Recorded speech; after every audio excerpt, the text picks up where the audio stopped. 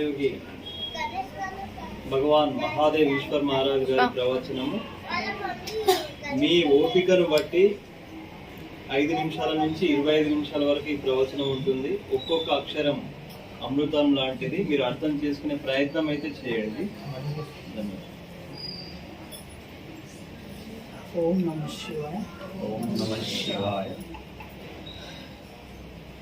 ये कई जन्मों का पुण्य से जो कि आज जन्मदिन के अवसर पर जो ऐसे यज्ञ और दान करने से जो कि एक बार सालों में एक बार जन्मदिन पड़ता है। कोई कहते हैं कि 1 साल मेरे आयुष्य के कम हुआ, एक वर्ष कम हो गया है, ऐसा मान लीजिए। मगर अपने जन्मदिन पर ऐसे यज्ञ और ऐसे त्याग करना और किसी को दान और किसी को भोजन खिलाना, ये आपने एक पुण्य बढ़ाने के बराबर है। क्योंकि जब सतयुग में लोग ऋषि मुनि या कई बड़े बड़े राजा महाराजा ऐसे यज्ञ त्याग और दान कर कर अपना पुण्य बढ़ाते थे। इसलिए आप कई तरीका के लोग अब देखे होंगे, क्योंकि बर्थडे कैसे मनाते हैं।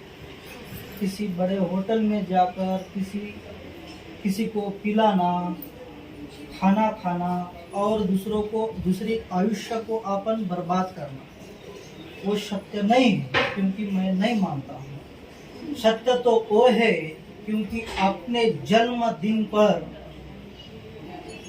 लोगों का कल्याण हो, उसे ही मैं जन्मदिन मानता हूँ। क्योंकि 12 महीने में जो कि एक दिन तो ही अपने लिए तो नहीं मगर लोगों के कल्याण के लिए तो एक दिन अवश्य देना चाहिए। उसका अर्थ है कि जन्मदिन, उसको ही हैप्पी बर्थडे बोलते हैं। नहीं तो केक कट करके किसी को दारू पिलाना और गाड़ी से घूमना और किसी आयुष्य और किसी प्राणी को अपन घात करना, ये सही नहीं है। मैं ऐसा मानता हूँ। बोलो। इसलिए एक कई जन्मों के पुण्य से जो कि यहाँ पर अपन जो होम जलाए यहाँ पर, तो यहाँ पर स्वयं 4 अश्व जो कि 4 घोड़े आए और एक जो कि आज भी बजरंग बली शरीर सहित जिंदा है, जो कि उसका जन्म का आप सब लोग पढ़े होंगे मगर उसका अंत अब कोई नहीं पढ़ेगा, क्योंकि आज भी वो जीवित है। इसलिए वो यज्ञ को आज सफल किए। इसलिए आप अपने ऊपर आप जो ये रामानंदीय स्वामी आपको जो ध्यान सिखाए, सोहम मानो जब माँ के गर्भ में सोहम सोहम सोहम नाम जपते हुए आप जीवित रहे।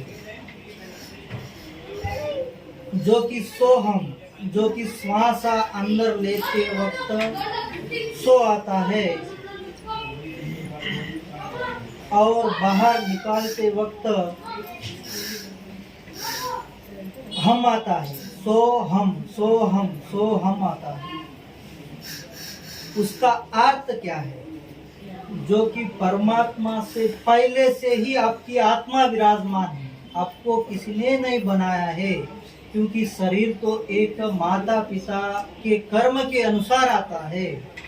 मगर जो एक आत्मा है माने परमात्मा बोलते हैं। परमात्मा माने ये आत्मा से, ये शरीर से आत्मा जब दूरी हो जाती है उसको ही परमात्मा बोलते हैं। इसलिए हे परमात्मा बोलकर, कोई हे कृष्णा बोलकर, कोई राम बोलकर, कोई ऐसे अनेक तरीका के नाम लेकर अपन जब साधना करते हैं। क्योंकि जब सूर्य कोई ग्रह नहीं था तब से ये आत्मा ये आत्मा तब से, इसका अंत कहाँ पर भी नहीं है। ये शरीर तो एक निमित्त मात्र है। जैसा ये वस्त्र आया है, इसको मैं फेंक दिया, फटने के बाद मैं इसको फेंक दिया, खराब हो गया तो मैं इसको फेंक दिया, नया खरीद कर लाया और मैं पहनकर इसको फेंक दिया। वैसा ही जैसा मोह, जैसा कपड़ों से आपको मोह नहीं है, वैसा ही शरीर से एक दिन ये आत्मा निकल कर जाएगी। क्योंकि इससे पहले आप अभी तक जो कि 1 मिनट सोहम बोले, आपका शरीर पूरा हल्का हो गया। इसका और उसका नाता है, इसलिए इस अंदर से ध्वनि बोलती है, क्योंकि सोहम तुम है सोहम, इसलिए यहाँ पर अपन जिंदा है। ये कलयुग में जो कि एक मनुष्य है, आप सब एक देव की मूर्तियां हैं, मुझे तो ऐसा लग रहा है, मैं मानता हूँ। क्योंकि पत्थर की मूर्ति को मैं नहीं मानता हूँ, मगर जो जीवित है, श्री कृष्ण बोला है, जो कि हमारे धर्म गुरु बोलते हैं श्री कृष्ण जी, क्योंकि हे अर्जुना, मैं बनाया सो मंदिर खाता है, पीता है और घूमता है। जो कि तुम बनाए सो मंदिर वो पत्थर का कुछ दिन कर वो नष्ट हो जाता है, मगर मेरा तो ये शरीर जीवंत है, बोलता है। आप एक बात मुझे बताएं कि ये शब्द कहाँ से आता है? ये शब्द कहाँ से आता है? वही है सोहम शिव है। इन मुख से कैसी वाणी बोलनी चाहिए, कितना अमृत बोलना चाहिए, उससे अपना आयुष्य बढ़ता है, उससे अपना ध्यान रहता है, और ऐसा करते हुए अपन जीवन में आगे बढ़ना चाहिए।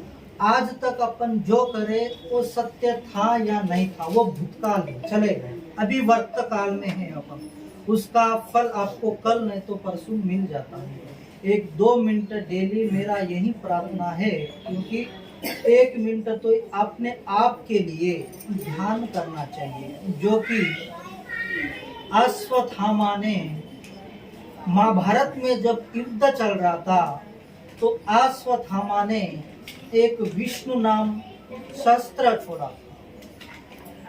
तो उसको जवाब देने के लिए भीम ने गधा उठाकर सामने आया, तो और तेज से आने लगा। तो जब श्री कृष्ण जी अर्जुन को लेकर रथ पर से नीचे उतरकर बोले, हे अर्जुना, ये कोई साधारण नहीं है, ये विष्णु शस्त्र है, जो कि इसका अंत नहीं है, इसका सन्मुख कोई खड़ा नहीं हो सकता है। जो कि उसका युद्ध करने के लिए सोचता है, वो और तेज से अपने ऊपर आक्रमित करता है।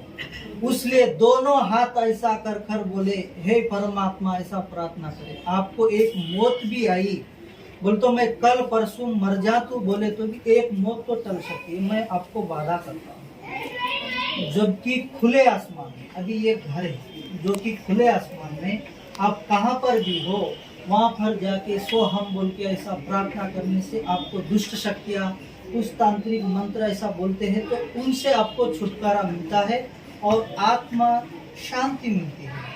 इसलिए आपने आप पर दया करके 2 मिनट ध्यान करना चाहिए और प्रार्थना करना चाहिए। ये मैं यहाँ पर आया तो श्री रामानंद स्वामी बताया, वहाँ पर हम गए और जो बोले हम करके आ गए, अभी छोड़ दिया। ऐसा नहीं करना चाहिए, क्योंकि ये पुण्य जो कि दान करने से, मुझे 1 दिन का आप खाना खिलाने से पेट तो भर जाता है, लेकिन मैं कल और भूखा रह जाता। इसलिए ज्ञान दान करना चाहिए। मैं जो करता हूँ, पूरे विश्व में घूमता हूँ, मगर इतना है कि मैं किसी टीवी चैनल में अभी तक नहीं आया हूँ। जो कि मेरी आयुष्य, जो कि 14 साल तक मैंने तपस किया हूँ, जो कि नहीं दिखा, जो कि आज तक तुम नहीं देखे ऐसे मैं सतपुरुष को देखा हूँ। जहाँ पर त्र्यंबकेश्वर में मुझे साक्षात शिव जी आकर बात करे। मेरे साथ 8 जन थे,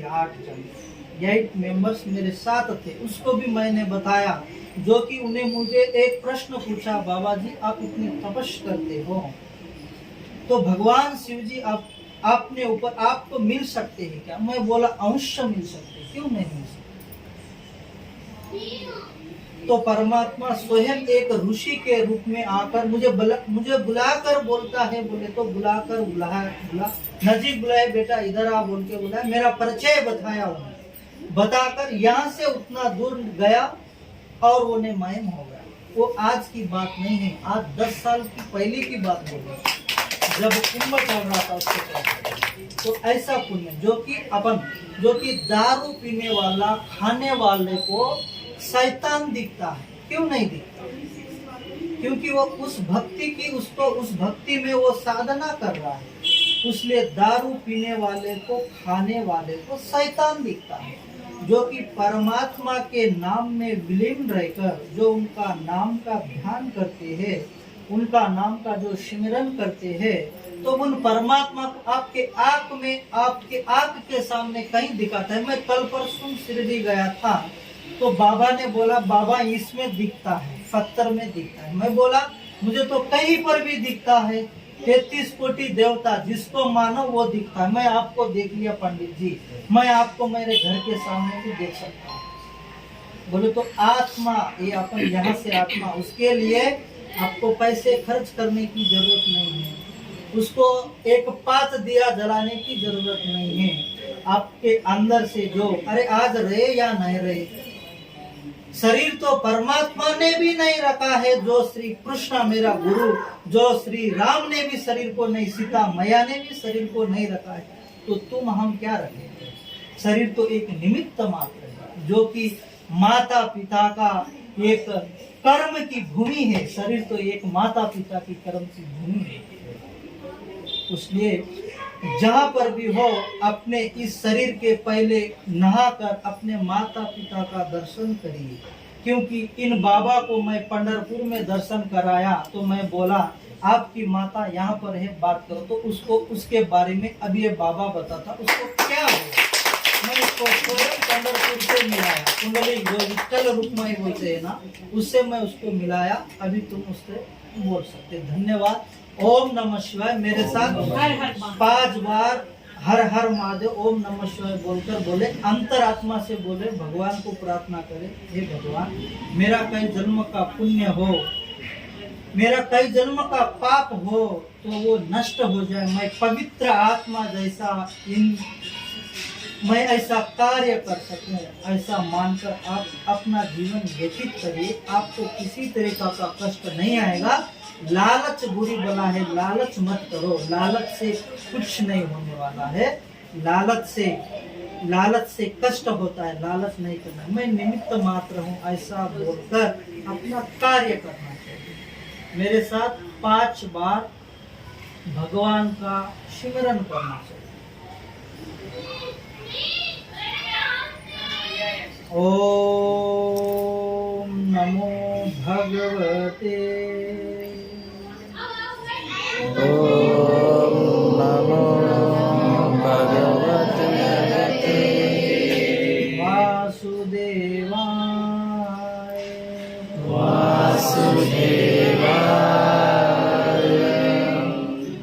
ओम नमो भगवते